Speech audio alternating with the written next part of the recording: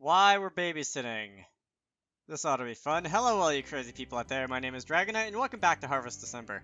So in the last part, in the prologue, we were harassed in the bookstore, buying a book on babies, because why would our main character think that's a good idea?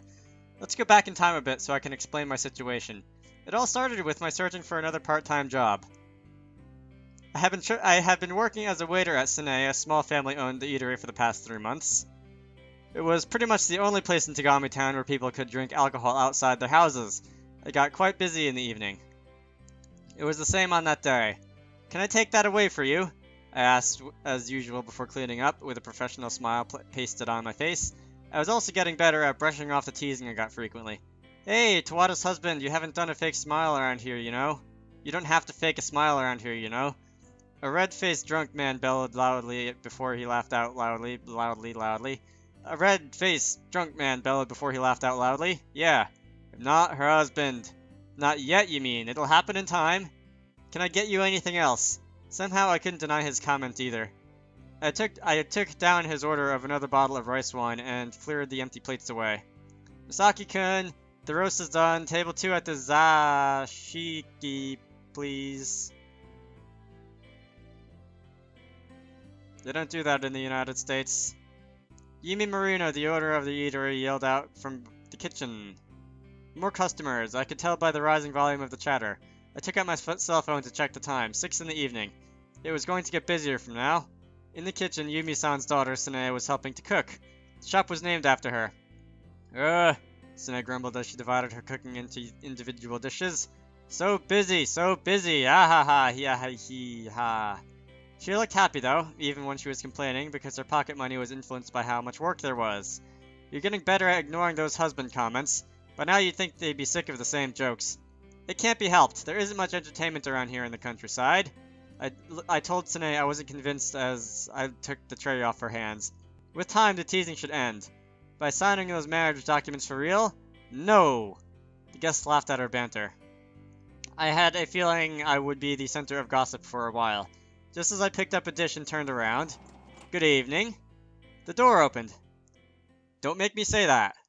Oh, it just means welcome. The entire shop went silent. "Oh, Mashiro, come in." Yumi-san yelled from the kitchen. Yumi-san yelled from the kitchen. "Well, the shop's looking busy. That's good. Good business." The door closed. Everybody looked away, almost too quickly. They behaved anxiously, their eyes darting left and right like small animals looking for an escape route. "It's a cold day today. It's understandable everyone would like a drink to warm themselves up." Mashiro gently dusted the snow off her gray Haiori with... Why isn't that a vocabulary word? Anyway, her kimono wasn't ornate or colorful, but you could tell from the understated elegance of the material on her sleeves that it was of the best quality. Oh boy. Mashiro Tawada, head of the Tawada Clan, the oldest family in Tagami town that had ruled the land for what? For centuries, also known as Yuki's mother. Okay. It was impossible to live in Tagami outside their influence. Just the thought of getting on their bad side made every resident cringe in fear. Looks like everybody's having fun. It may have been a meaningless comment for her, but for everybody else, her words held weight, and people would try to read between those lines, thinking perhaps she meant to imply something else. Naturally, their heads dropped in their laps, and their laps suddenly looked interesting. Oh, they're looking down, in other words. Just by her being there, the warm, friendly atmosphere turned cold and uncomfortable. "You got everybody afraid," I said to break the silence. "Why should they be?" Her faint smile stretched to a wide slash across her face. "They should just continue to have fun." She knew the effect she had, but she kept going. "Don't you think so too, Misaki-san?" She looked at me with curious eyes. I looked at the tray in my hands, worried the food would turn cold. "Could I give you a counter seat?" Apparently, I was the only person other than Yumi-san that was able to have a normal conversation with her. "You want to seat me at the counter?" She looked at the counter seats that were almost completely full. I've got a sudden stomachache. I just remembered, I've got something to do. I have to go." The customers sitting at the counter seats all began to stand up, holding their food and drink ready to move away. The customers at the table seats made room for them in silent understanding. "Oh my, looks like I get the counter to myself. This way, please." We both knew they were pretending. I did my job inviting her to have a seat. She painted the perfect picture, sitting elegantly poised at the stool. "Can I take your order?" "You." She tapped at the seat next to her lightly. Me? Mashiro and Yumi had been friends since their school years. She sometimes came to chat with Yumi, so I thought she had come to do the same today. Yumi, I'd like to borrow him for a while, Mashiro called out, ignoring my question. Eh? Both Marino's mother and daughter turned towards us. We're really busy today, I need him. Yumi disagreed, frankly. She was probably the only person I knew that behaved casually around Mashiro. The customers began to frown as they listened. Since the place was packed, the food wasn't coming out as fast as they wanted, and they were worried that there would be more delay without a waiter. But they were too afraid of Mashiro to speak up about it. They wore a weird mixture of irritation and fear on their faces. I see, Mashiro muttered. Double down, she said. Excuse me? How about this? I'll pay all the bills for everybody in here today, and I'll pay you double to compensate for the inconvenience. Everybody dropped their jaws. Please, enjoy, Mashiro flashed a smile around her. All the customers looked at each other for a moment.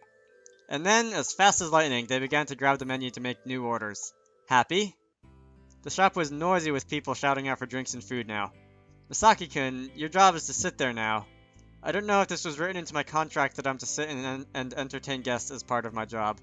Anything that adds to our income. There was no argument. Unlike Yumi, who had yen signs in her eyes, Sanae was at the brink of breaking down from information overload.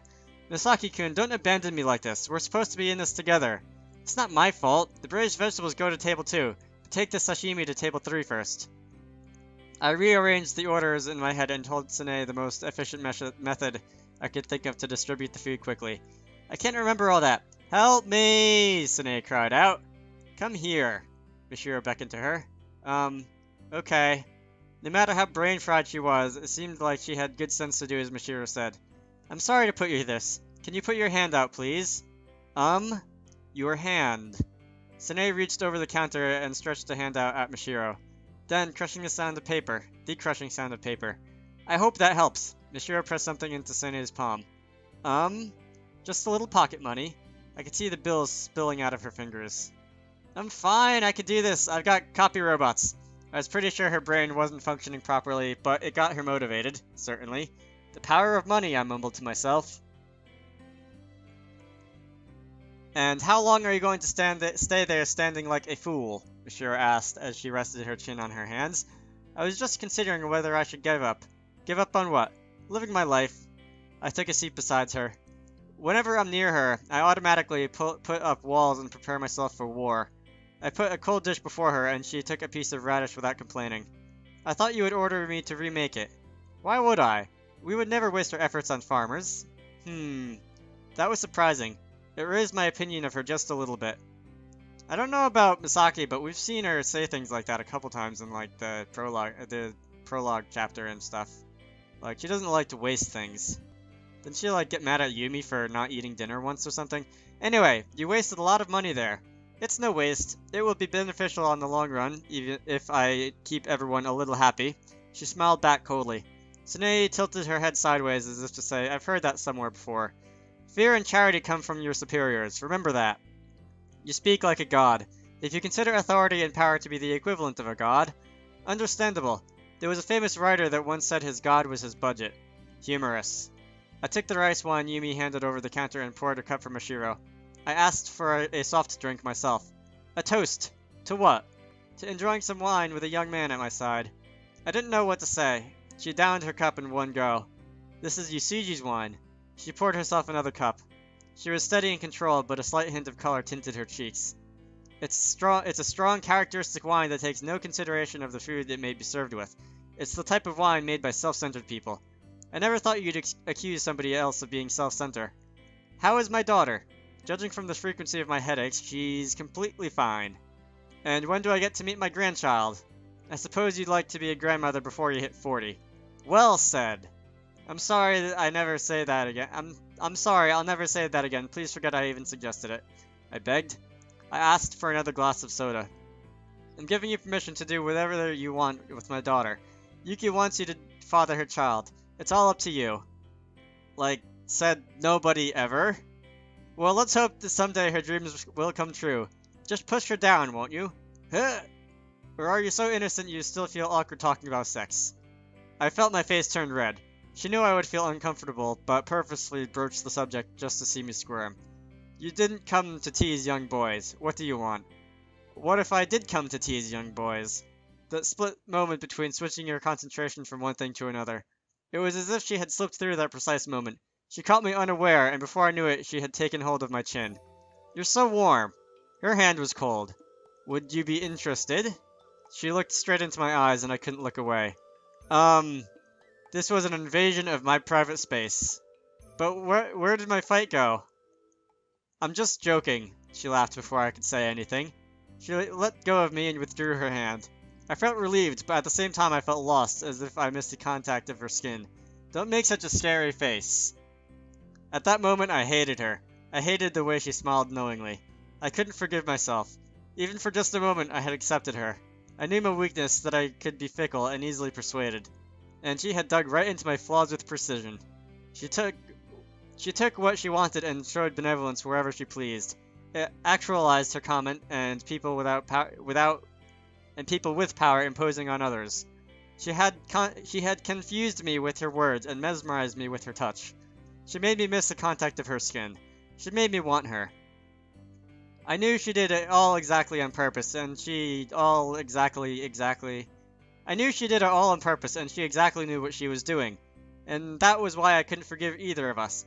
I didn't come here to tease you, she continued, as if nothing had happened. But I knew she was aware of my thoughts. She wouldn't apologize because she wasn't sorry for what she had done. I have Ayumu-san.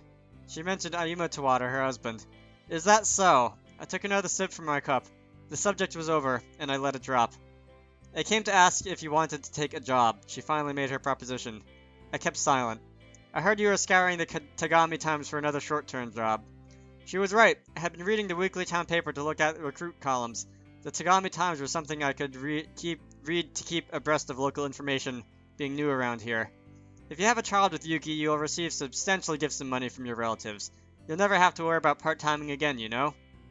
Yes, but I would have to be a full-time father. That comes with heavier responsibilities. Too bad. She didn't look disappointed at all. She expected me to decline her suggestion. You'll receive 20,000 yen per day for the term of a week. I'll add extra for your night hours.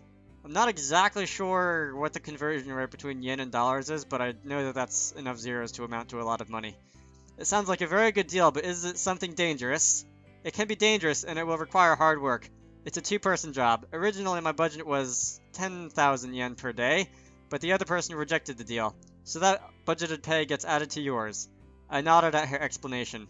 In a quiet countryside like this, it was rare to find a job that would pay 20,000 yen a day. But somebody had rejected her proposition. I wonder what risks I'd have to take. So, I asked the most important question. What am I required to do? It's very easy. Misaki! The door opened with force. Yuki. I had a dreaded feeling where this was heading. This is our child. Yuki was carrying a baby in her arms. You two will babysit together, Mashiro said somewhat enthusiastically. I thought you said the other person rejected the deal. Yes. She didn't want the money. She'll gladly do it for free. I should have known better. I simply stared at the gurgling baby.